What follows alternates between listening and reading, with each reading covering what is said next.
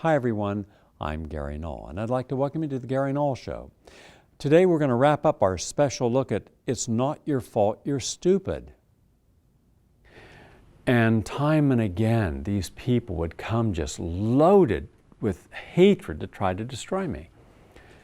And after one of the debates in Atlanta, and it was an interesting debate because I'd been touring on the West Coast, and this is back in 1972. I had a best-selling book, and I was on tour. And prophetically, everything I wrote about back then, like overuse of antibiotics leading to drug-resistant bacteria, pesticide in farming, destroying groundwater, which has destroyed now 60 million people's ability to drink water because their wells are poisoned because of pesticides. The amount of sugar that we were consuming would cause obesity. The fast foods. I wrote about all this stuff 30 years ago. It's all prophetic now. But here I was asked, could you come by and do a little talk in Atlanta? Be on a morning show for 10 minutes. Sure. So on the way back to New York, I stopped there. It was early and I was going to go to the hotel, and they said, no, we've got to go right over. We want to do just a brief interview. I got there. You know, when you are on a red eye over, you know, you're not sleeping, you're all bloodshot eyes and everything. I walk in and this producer comes up and says, okay, you're on in 3 minutes. I says, for what? Well, we've got this interview. So I went inside and I splashed my face and I shaved real quick, and I ran back out and I got on the stage, and there are 5 guys, doctors, with folders. I didn't know who they were. And one of the guys says, and we have a discussion. The camera come on and says, it's about quackery in America. I'm thinking, who are they talking about? And so I'm just listening. And for most of the show, these guys just attack, protect, you know, defending DDT and defending Agent Orange, and that it wasn't bad for the soldiers when it was sprayed, or the natives, you know, and the citizens in South Vietnam, and defending, you know, our water was clean, nothing was wrong with fluoride or chlorine. Everything you could think about, they defended. Like there was no drug so bad they would attack. And so then I'm looking at the clock, and it's winding down, and I haven't had a chance to defend myself.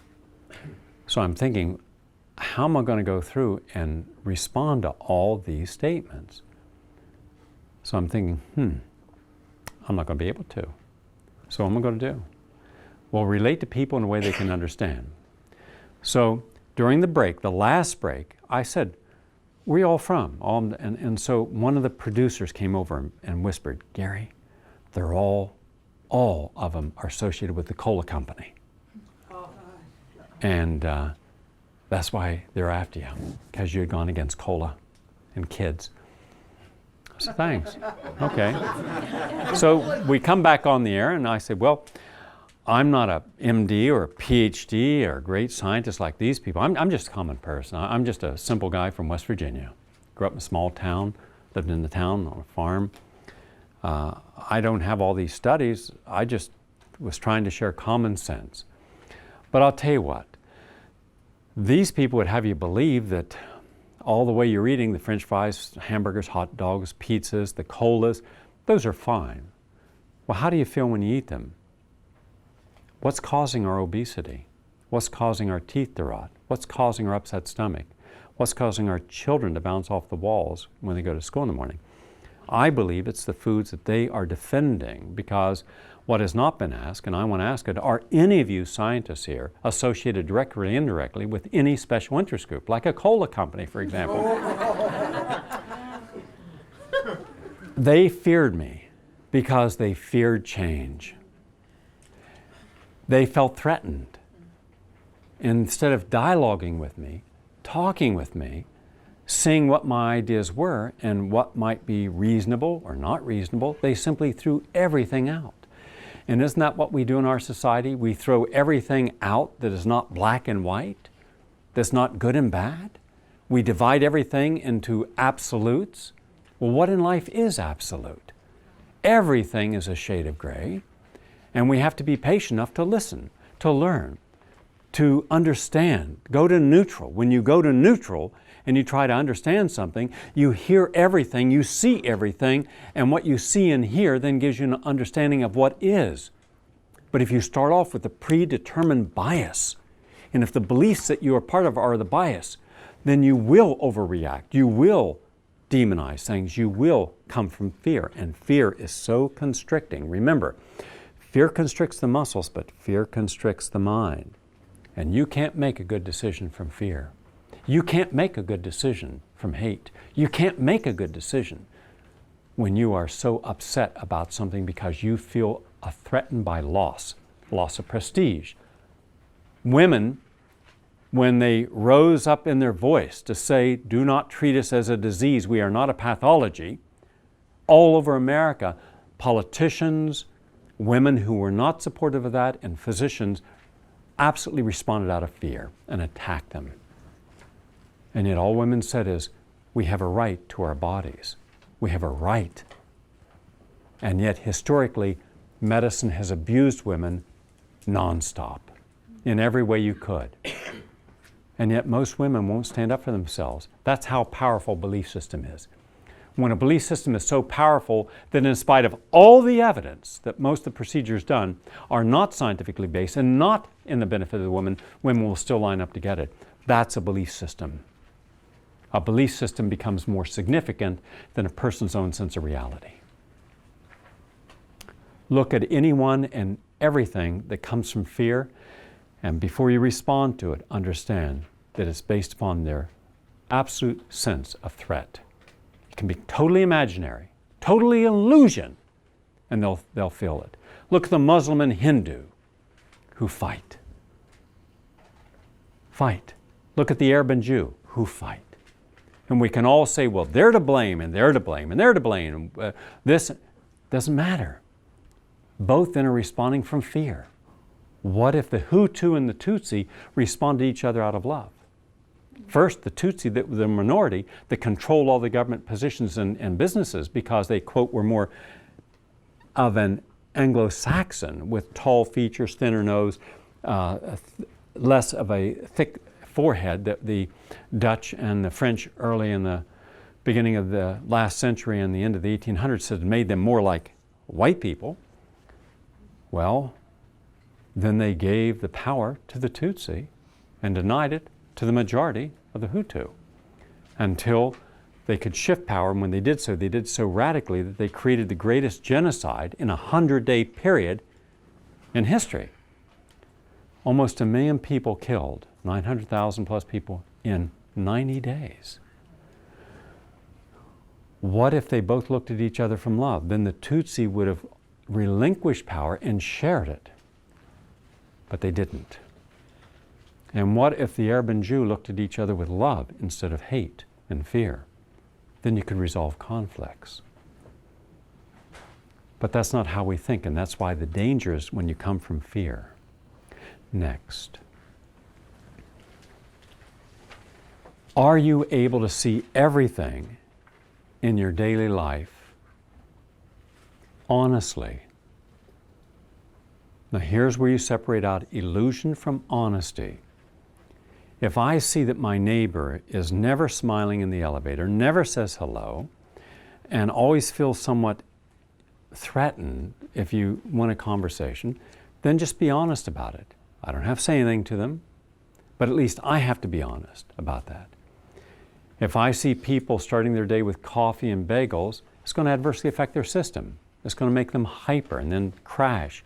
They're going to be zigzagging up and down with their emotions all day. Their emotions are going to follow their blood sugar up and down. I just have to be honest about it.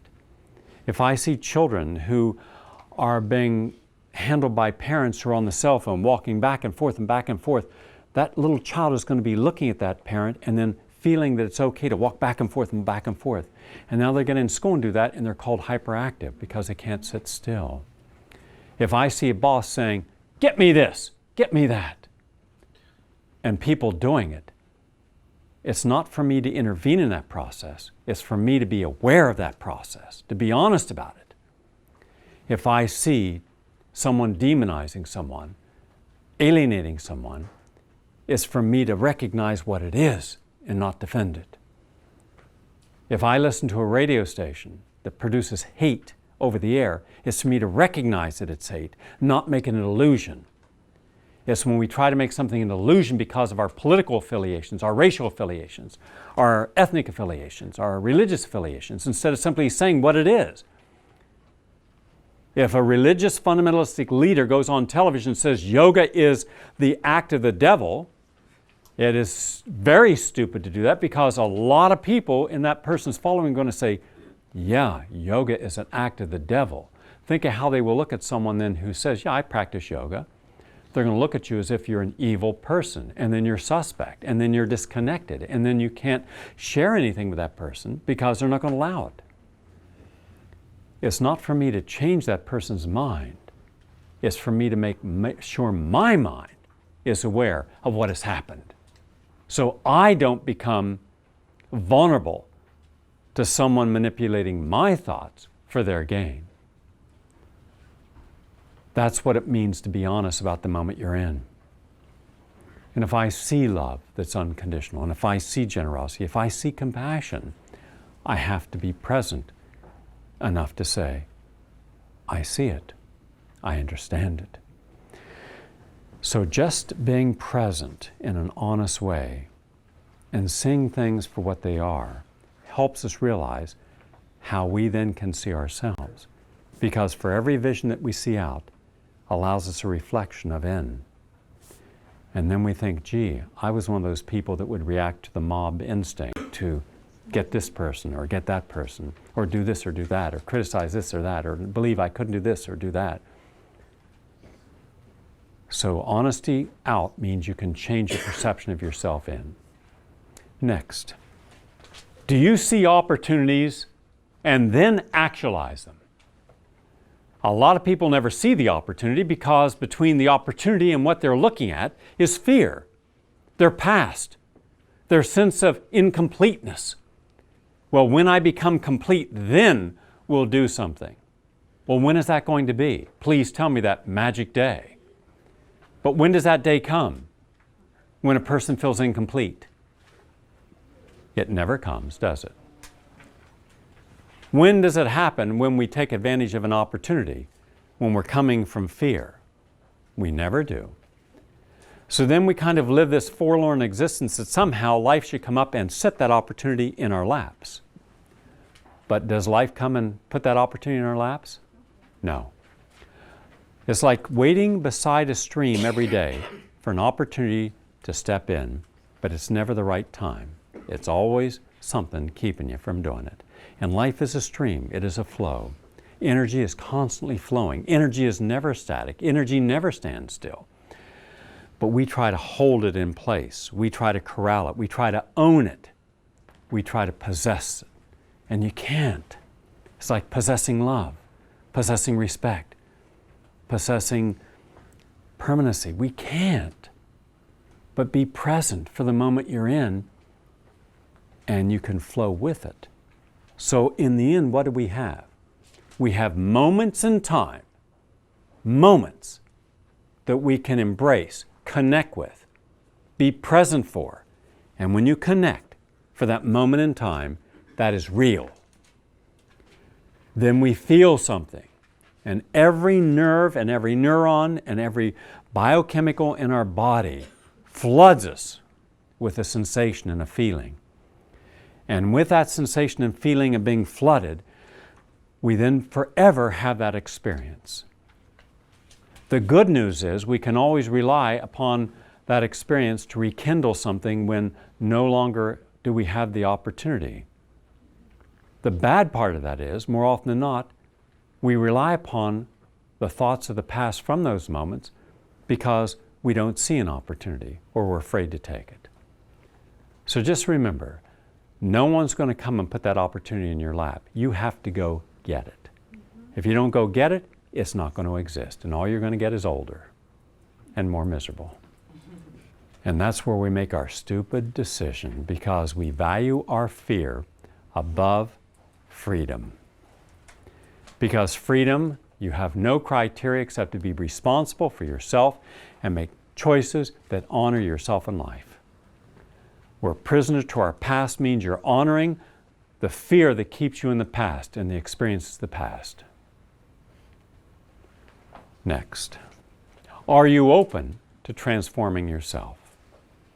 There's either adaptation or transformation. Adaptation means you're going to try to make the best you can with what you have. And as things diminish, you'll shrink it down and adapt to less. And as things are less, you'll make do with less. Until one day, you realize that you're not living, you're just existing. Your whole life is based upon an existence. How many of you go through a day just trying to exist, trying to make ends meet, to pay your basic bills, to get ahead enough so that you can have another week, have another month? How many of you look at the bills and say, I got to pay all this. I don't have all that money to pay these bills. Right? So then you adapt. You keep adapting. You work extra hours instead of transforming your crisis. Because the joy of life comes when you transform a crisis. But transforming a crisis means you do not recognize or accept the limitations that were placed upon you. You go forward. Next. What do you value? Every day you should wake up in the morning and say, what do I value?